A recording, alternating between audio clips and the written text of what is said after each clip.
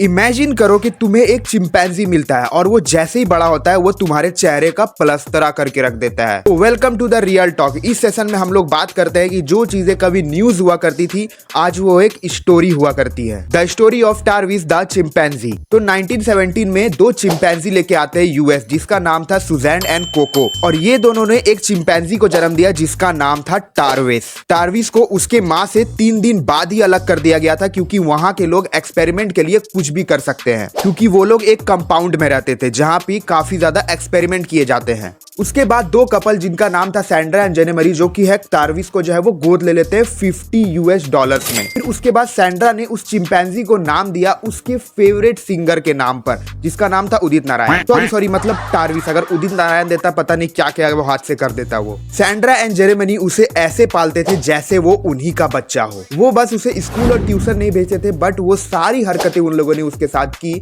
जो कि एक नॉर्मल बच्चे के साथ किया जा सकता है। और ये दोनों कपल जो है वो एक ट्विंग कंपनी ओन करते थे, जहां पे वो टारविस को भी हमेशा लेकर जाया करते थे, और वहां पे वो मस्त फोटोज क्लिक करवाता था एक फुटबॉल की टी शर्ट पहनकर, और मस्त कार वॉश करता था, और जो भी छोटे मोटे एंटरटेनमेंट वाले काम है वो वहां पे करता था। और वहां के लोग भी उसे काफी ज्यादा पसंद करते थे, उसके साथ फोटोज क्लिक करवाते थे, क्योंकि वो था ही एक चिंपैंजी, एक एक्सोटिक एनिमल जो कि देखने में काफी ज्यादा अच्छा लगता था बचपन के टाइम पर, और उसको मस्त अटेंशन भी मिलता था सबसे। और वहां के पुलिस वाले भी इससे मिलते थे, फोटोज क्लिक करवाते थे, और टारविस जो है वो इतना ज्यादा फेमस होने लगा था कि वो टीवी एड्स में भी आने लगा था। टारविस के बारे में सारे सोसाइटी काफी ज्यादा अच्छा सोचते थे, आस पड़ोस वाले अच्छा सोचते थे, और टारविस जो है वो अपनी मम्मी के साथ भी काफी ज्यादा अच्छे से टाइम वेस्ट करता था। और टारविस जो है वो इंसान के साथ रहते रहते काफी ज्यादा इंटेलिजेंट भी हो गया था। वो खुद से टीवी ऑन कर लेता था और अपना फेवरेट चैनल ऑन कर लेता था।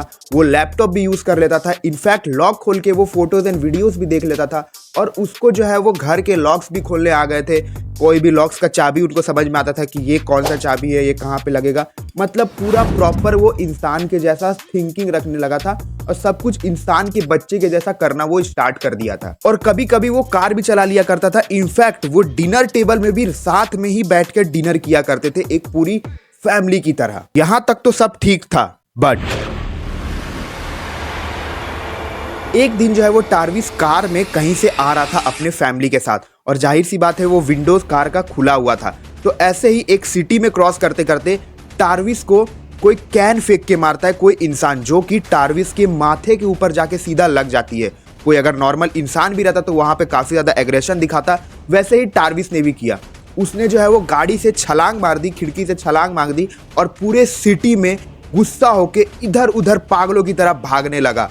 और सारे लोग वहां के डर गए कि ये क्या हो रहा है। सारे पुलिस वाले उसे कंट्रोल करने में लग गए। इनफैक्ट सारे पुलिस वाले उनको कुकीज और फूड ऑफर कर रहे थे कि वो कैसे भी करके शांत हो जाए। जाहिर सी बात है वो इतना ज्यादा फेमस हो गया था कि कोई भी उसे मारना नहीं चाह रहा था। उसे जो है वो फूड एंड कुकीज देके सब कोई पुलिस ऑफिसर शांत कराना चाह रहे थे। अगर यहाँ पे कोई इंसान अगर रोड में ऐसे ही भागने लगा तो पुलिस उसे देर आफ्टर एकदम सीधा जेल के अंदर। इसीलिए बोला जाता है कि फेमस होना काफी ज्यादा इंपॉर्टेंट है। जो कुकीज टारविस को ऑफर किया गया था उसे शांत करवाने के लिए, उसने तो उसे कुकीज को बड़े चाव से खाया, उल्टा पुलिस ऑफिसर्स को ही भगाने लगा, पूरा दौड़ाने लगा सिटी में। फिर उसके बाद पुलिस ऑफिसर्स ने ना चाहते हुए भी टारविस को मार कर, डांट कर और इंजेक्शन, स्लीपिंग इंजेक्शन पिल्स देके, इंजेक्शन देके शांत करवाया। इस इंसिडेंस के बाद उस सिटी में एक लॉ पास हुआ कि जिसे भी एक्सोटिक एनिमल्स पालने हैं उसे जो है वो गवर्नमेंट से लॉ लेना पड़ेगा, एक गवर्नमेंट से रूल पास करवाना पड़ेगा कि मेरे पास एक्सोटिक एनिमल है और मैं इसे पाल रहा हूं। अगर कुछ भी होता है किसी के साथ भी उस एक्सोटिक एनिमल के कारण, तो उसका जिम्मेदार मैं हूं। जर्मनी तो पहले से इसे पाल रहे थे, तो उन्हें कोई भी ऐसा लॉ में फंसना नहीं पड़ा, कोई भी पेटेंट साइन नहीं करवाना पड़ा। सैंड्रा और जर्मनी का एक लड़का भी था जो कि कार एक्सीडेंट में किसी कारण उसकी मौत हो गई थी, जिसका नाम था ह्यूमन मिला। तो उसके एक्सीडेंट के बाद बस टारविस, सैंड्रा और जर्मनी ही बचा। ये तीनों का ही एक फैमिली बच गया था, और वो साथ में काफी ज्यादा अच्छे से भी रहना स्टार्ट कर दिए थे। फिर उसके बाद जर्मनी की भी कैंसर से डेथ हो गई, एंड टारविस एंड सैंड्रा काफी ज्यादा अकेले हो गए। बट टाइम के साथ टारविस जो है वो काफी ज्यादा धीरे धीरे बड़ा हो रहा था, और एक ह्यूमन बीइंग के अंदर जैसे चेंजेस आते हैं, हार्मोनल चेंजेस आते हैं, उसके अंदर भी काफी ज्यादा हार्मोनल चेंजेस आ रहे थे टाइम के साथ। तो यहाँ से एंट्री होती है चार्ला नैश की। सैंड्रा के हस्बैंड के डेथ के बाद वो दोनों जो है वो उस टोइंग कंपनी को ओन करते थे। बस उस टोइंग कंपनी को ओन करने के लिए उन्हें एक पार्टनर का जरूरत था। चार्ला नैश को अपॉइंट किया और वो मस्त उस टोइंग कंपनी में काम करते थे। सैंड्रा जो है वो टार्विस का काफी ज्यादा हेल्प भी करती थी, उसकी देखभाल भी करना स्टार्ट कर दिया था और टार्विस और चार्ला काफी ज्यादा अच्छे फ्रेंड भी बन गए थे, क्योंकि चार्ला जो है वो टार्विस का काफी ज्यादा हेल्प करती थी, उसे जो है वो खिलाती पिलाती थी और अपने साथ में घुमाती थी। बेसिकली एक वो फ्रेंड बन चुके थे। फिर एक दिन सैंड्रा को कॉल आता है एनिमल कंट्रोल हेल्थ डिपार्टमेंट से कि टार्विस के काफी ज्यादा हार्मोनल चेंजेस हो रहे हैं, बढ़ती उम्र के साथ भी टर्म्स एंड कंडीशन होते हैं, वो आके आप करवा लो। तो सैंड्रा ने उसे ऐसे ही इग्नोर किया जैसे हम लोग लोन वाले कॉल एजेंट्स को इग्नोर करते हैं। अब आता है वो दिन अब टार्विस सैंड्रा की कार की चाबी लेके निकल जाता है बाहर। सैंड्रा जो है वो चार्ला को कॉल करती कि जल्दी से आ जाओ, टार्विस पता नहीं क्यों मेरी कार की चाबी लेके बाहर निकल चुका है और पूरे सिटी में वो भाग रहा है गुस्से से। अब चार्ला जो है वो भागते भागते सैंड्रा के घर के बाहर आती है और टार्विस का फेवरेट डॉल लेके आती है। इस डॉल को देखकर टार्विस काफी ज्यादा शांत हो जाता है, बट पता नहीं आज क्यों टार्विस उस डॉल को देख के शांत ही नहीं हुआ और चार्ला जो है वो उसने अपना न्यू हेयर कट भी करवाया था। जैसे ही टार्विस ने चार्ला के हाथ में उस अपनी फेवरेट डॉल को देखा और उसका न्यू हेयर कट देखा, वो चार्ला की तरफ गुस्से से भागने लगा। चार्ला के ऊपर गुस्से से अटैक कर देता है। वो उसके ऊपर चढ़ के उसके फेस में इतना पंचेस मारता है बोलो मत। वो उसके पूरे फेस को नोचना स्टार्ट कर देता है। जैसे ही सैंड्रा ये चीज देखती है, वो पीछे से एक शवल लेके आती है और वो टार्विस के ऊपर हमला भी करती है। बस टार्विस को एक चुटकी भर भी खरोच नहीं आया होता है, बिल्कुल हमारे मिथुन चक्रवर्ती के जैसे। बट वो पागल जैसा चार्ला को बस मारता ही जा रहा था। फिर थोड़ी देर बाद सैंड्रा एक नाइफ लेके आती है जो टार्विस उनके बचपन के साथ उनके साथ था। बचपन से उन्होंने उसको एक बच्चे की तरह पाला था।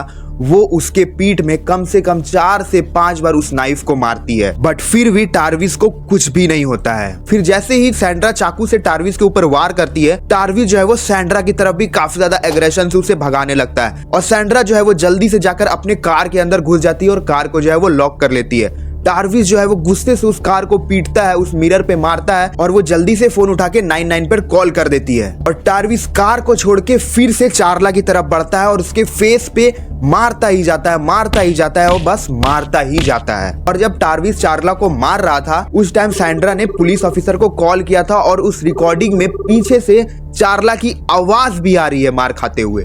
और ये रहा real call recording. What's the problem there? He just killed my friend! What's the problem with your friend? I need to know. The police him!